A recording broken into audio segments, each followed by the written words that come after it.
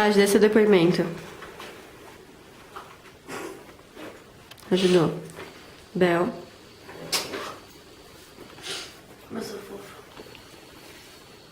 Maria, para de chorar, bunda. Tô vendo sua bunda.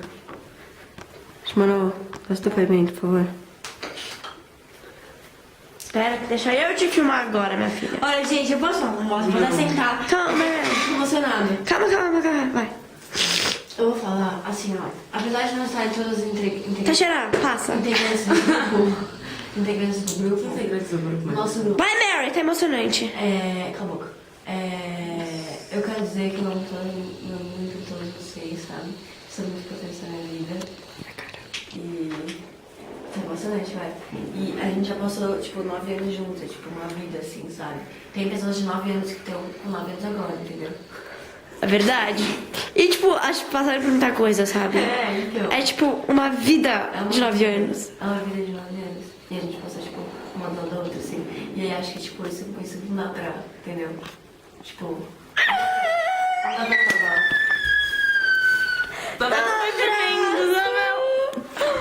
Desculpa, precisava fazer isso. Você não tá chorando, né? Não. Ah, então tá bom.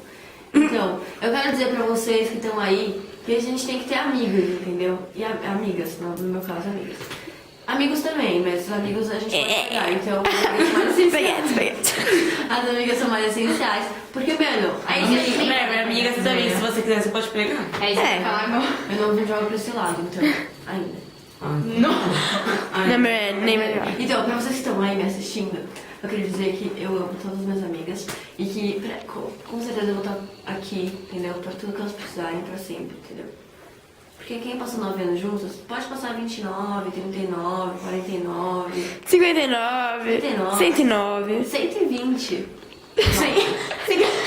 Tinha, tipo, 9 assim no meio. 129, óbvio. Então é isso aí. Um beijo, um queijo.